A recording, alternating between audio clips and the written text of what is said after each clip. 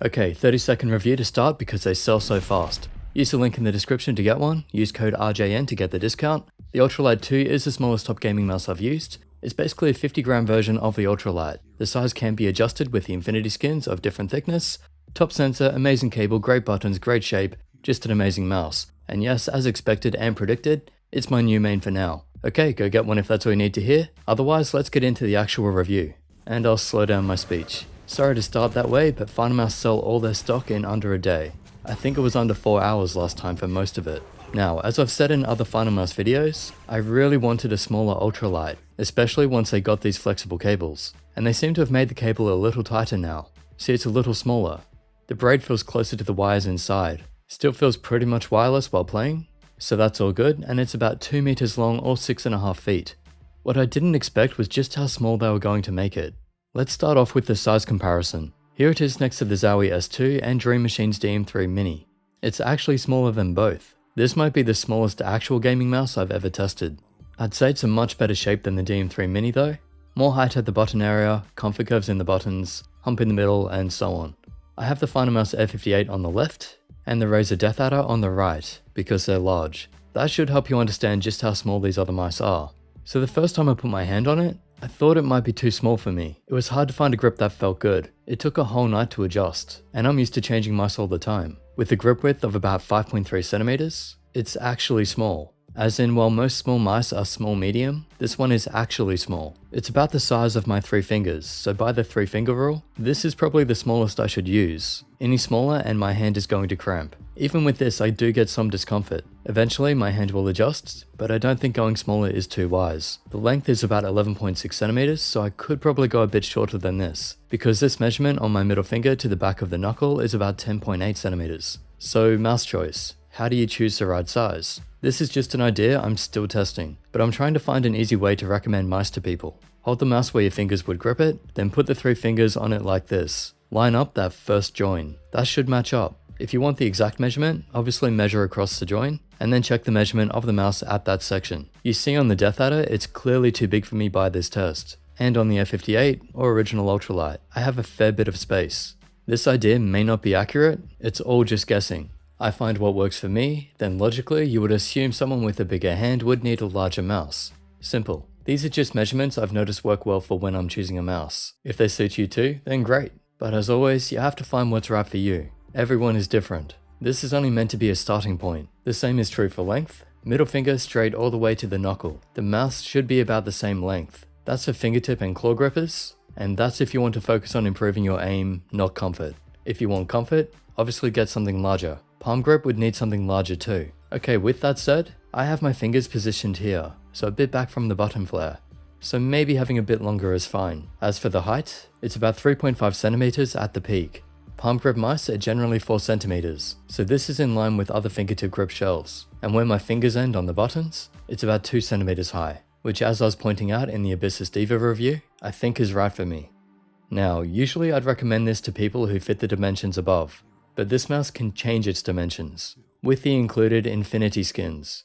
You get them in this box, 3 packs, ranging from 1 to 2.5 millimeters, so they're pretty thin, but you can make this mouse 5 millimeters thicker. Not quite as thick as the Air58, but close to it. And you can mix and match, so you choose where you want it to be wider. That also means you can start with a small mouse, and then build up. See which feels most comfortable, and what you aim best with. You can just peel them off too, there's no residue. Finalmouse made these especially for this. They come off quite easily. Just do it gently and carefully. Make sure you have the back ready too, so you can just put them straight back on. The adhesive I think will wear out eventually, like all do.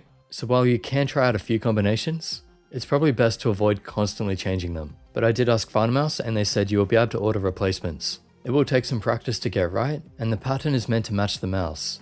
But with the left side, you have to line it up next to the side buttons. I found it easiest matching it with the side buttons first. Also, a potential problem using a thick side here is that the side buttons become harder to use. They can still be used with the thumb tip, but not in my usual way just using the join end tip.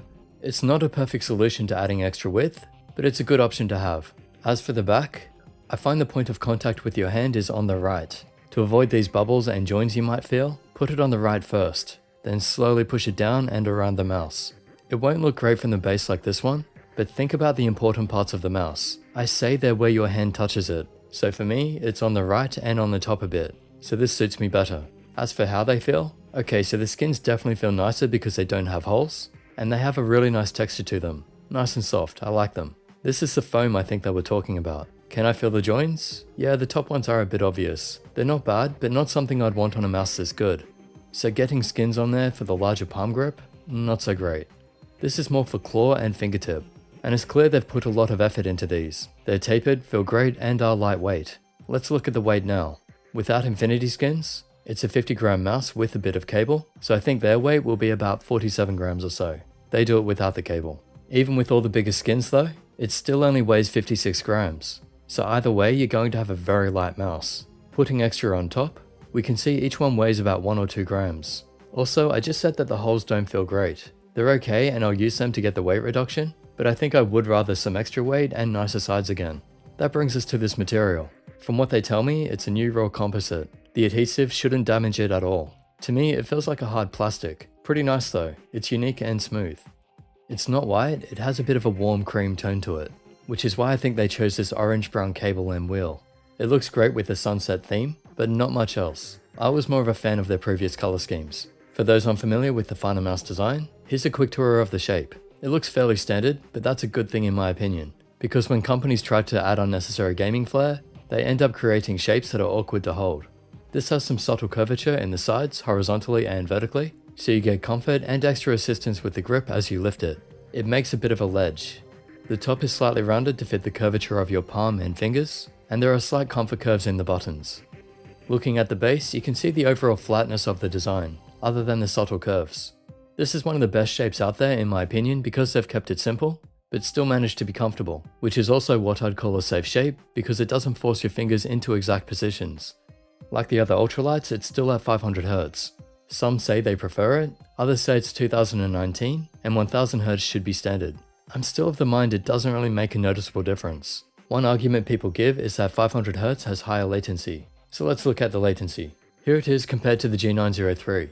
In the human latency test, I found I was more consistent on the Ultralight 2, but in the bomb test, the G903 performed a little better on average. I also tested against the Zowie S2, and from what I can see in the testing, there's not really an extra delay. You can argue that this isn't 100% accurate, and you'd be right, but I feel comfortable using it in game, and I don't feel like it's messing with my timing at all.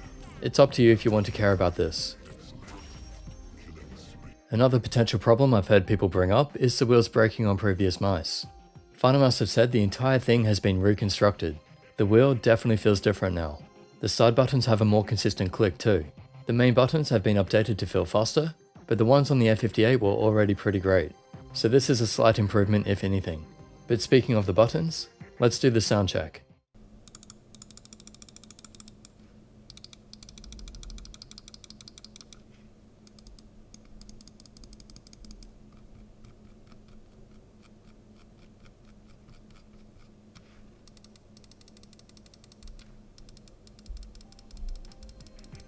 Nice clicks, really liking the feel of left and right. Mouse 3 is also quite good.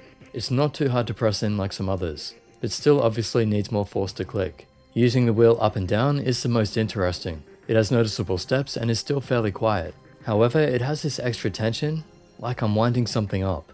We'll see how this goes in the long term. So far, it feels good to use. There is some variation in the button sounds, but that's pretty normal. Unless you get one that's actually really bad, it's not worth worrying about. So if it's hindering you in game and you can really tell the difference, then yeah, maybe consider a return or get a refund, but otherwise this is on pretty much every mouse. Tapping these and shaking them, there's no extra sound. They seem really well made, especially considering how light they are. As always, I'm sure they can be broken if you squeeze them really tightly, so don't do that. I've only had the mouse for about a week. I can't test for long-term use in that time. We won't know if there are any problems until much later. As always, if you can't get a return or a refund, and you're afraid of something going wrong, don't buy it. It's a bit of a luck game when it comes to products. All companies get defective units, and some just break. Not much we can really do. Anyway, the feet are new too. They're meant to give some extra control, but it's such a light mouse, I don't think they will do much. They do glide well though, that's the main thing. There were some complaints about shipping times. They were clearly too optimistic about how fast they could ship 45,000 mice. And apparently there are more mice this time. So if you're going to place an order, please be aware of how long it may take to get your copy. I don't know how long, that's not my job. Just want you to know there could be a huge wait. There's no software on these mice, just the usual DPI steps of 400, 800, 1600 and 3200. And for sensor performance, they're still using the 3360 in this one as far as I'm aware. I've tested the sensor so many times it's not worth going over again. The review is already running long, but yes, it's still a top optical. I didn't find any issues. If you want to see my testing, I'll leave a link to the video in the description. I'll just say here the lift-off distance is under a DVD. Now for the conclusion. I've been waiting 4 years for this to be made. A small lightweight mouse with a top optical sensor, great shape, super flexible cable, low latency buttons, smooth feet and everything else I've mentioned. I'm not going to call it the end game because there are always ways to improve and change. My motto in life is always forward, but for now I'm satisfied. All the other mice feel too big and heavy to me now, even the S2. It really is that small. And you know how you get a product that's so good it actually makes you want to play more? This is it for me. And the more I play, the more I love it, and the less I want to use other mice. I really hope they continue to make this one, so everyone it suits can get one. There are always sellout claims when it comes to praising Finalmouse products, but there's not much I can critique on it. Pretty much in every video, this is what I've been asking for. It won't suit everyone, but it definitely suits me. I love this thing. I will caution you again that it will take some getting used to. It's tiny. It took me a while to adjust and my hand is only 18 by 9 centimeters, or thereabouts. My aim has definitely improved. I feel free with this. Even when my head isn't quite in the game, I find myself hitting these crazy accurate shots. And that is because it's a very small mouse with a lightweight design, and it fits my grip style. I've been playing Quake for almost 21 years at this point. I've tried so many things to improve at the game in that time. I assume you're here for my experience. And there are certain things you just know by playing games a lot. And with all that experience, I can see I'm hitting shots I just wouldn't hit usually, even with the zy S2. This mouse isn't for everyone, but for those who will suit, if they put in the time, I think they'll play on a different level to what they would have with other mice. This one is special. I'm sure the people with large hands felt something similar with the F58. So glad we finally got a small version. Apparently the price is higher on this, but honestly, as it's the best mouse for me right now, I would gladly pay for it. I used to spend $100 on Death Adders and they were okay compared to this. This isn't a sponsored video. By law, I would have to tell you if it was, but it isn't. Finalmouse have never given me money to say anything or told me what to say. These reviews are always my own thoughts. I just really love this mouse. That's why I asked for it for so long. If you enjoy my reviews, you can use my discount code or link to buy the mouse, and that will help support what I do, because that's who actually pay me. Everyone who buys with my links and watches my videos. So big thanks for watching, of course. It's really simple. I'm here to serve you guys with the best reviews I can make. I put in a lot of work, so I hope they help.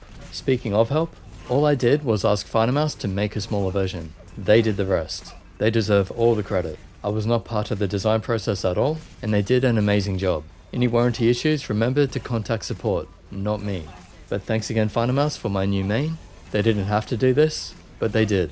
Check the description for more information, including other ways you can help support what I do. And if you made it this whole way through, again, big thanks for watching. This video is huge. For my standards anyway.